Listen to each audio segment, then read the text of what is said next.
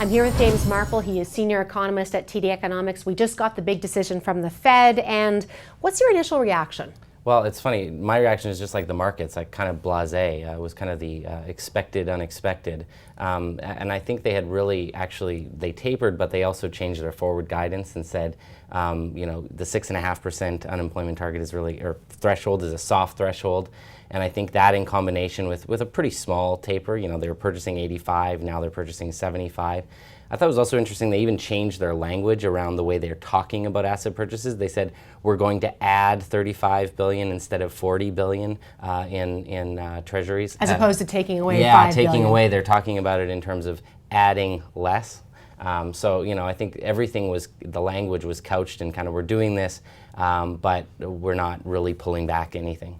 When you take a look at the market reaction, and I think a lot of people have been expecting this for so long, so the worst news is priced in. We saw the market rally. I mean, the Dow up more than 200 points on that. That wasn't a surprise to you either? A little bit, yeah. I mean, I didn't expect to see the market go up. Yeah. So yeah, I mean, I thought, because it wasn't fully priced in, or at least some analysts thought it wouldn't happen until January. But yeah, I mean, I think that's the thing. Everyone was, if they didn't think it was happening now, it was happening in January. So really, I mean, that I think explains why the market was like, well, now we have some certainty at least. Right, and they really do, because I mean, they seem to be giving a great deal of guidance, to your point, in terms of the rate at which they're going to be tapering, which I think is what people are most concerned about right now. Do you think, just to give you a chance to question Ben Bernanke on his last press conference, are they doing it the right way? Well, yeah, I think they are. I mean, I think that there's a lot of evidence that tapering is not having a lot of economic impact at this point, and they've kind of want to move more towards forward guidance in terms of saying, like interest, Bernanke said this interest rate policy is our primary tool, and this is supplementary to that. And certainly we've seen the improvement in the economic data that the Fed was talking about requiring, job growth of 200,000, economic growth in the second half of the year in the U.S. likely revised up in Q3 to close to 4%, above 2% growth in the fourth quarter. So everything is kind of saying we're getting that improvement. I think if they didn't taper, it would have been more of a threat to their credibility in terms of that data dependence. So I think that's also the market saying, okay, they've convinced, I think, the financial market that we'll only do this if the economic data warrants it. And I think the previous fears about tapering was when Bernanke said, I'm going to do it by the end of this year, and kind of broke away from the economic data connection and saying there might be a calendar date. And that's exactly what he made a point of saying, we're not going to do that going forward. It's not going to be preset. No. If the data comes in better, we might speed up. If it comes in worse, we'll slow down.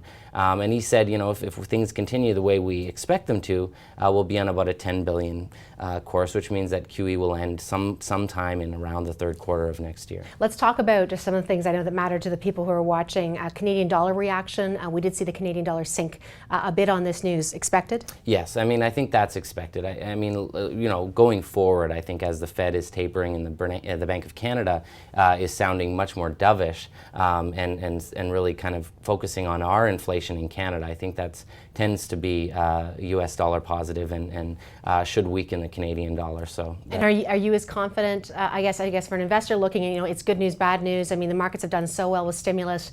The good news, though, is that the economy is picking up. We saw it in housing numbers this morning as well.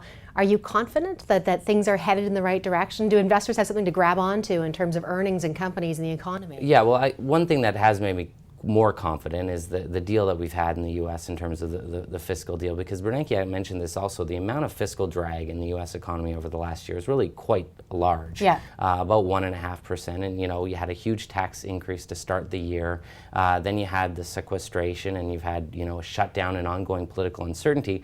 We've ended the year on a bipartisan budget deal, the first since 1986, and at least that direct drag from fiscal policy will diminish. I think if you add that on top of just the momentum we're seeing in the housing market in the United States, consumers now with better income growth, in absence of a tax hike, I think that all points to accelerating economic growth. I think the only caveat would be that, as you said, this has all been very much priced in, that there's a lot of positivity, so it's really kind of where you see the downside risks, because on the upside, how much better than we already think our thing's going to be? Probably not a lot better.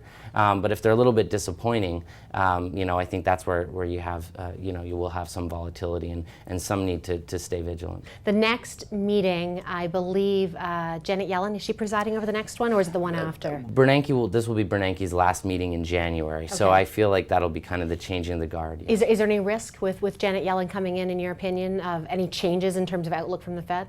I don't think so. Not at all. I mean, I very much I think of the same vein in terms of her thinking. If anything, because she's really emphasized unemployment, she's seen as a little bit more dovish than perhaps Bernanke was. Maybe more perception than reality, but I don't think we'll see anything in the way of changes. Bernanke mentioned today she's well behind the tapering decision and has really couched all of her messaging around what's the economy doing and are we seeing that improvement. So I really think it will be much of the same. But I am looking forward to her first press conference because Bernanke. Well, because there's been Bernanke was the first one to do them.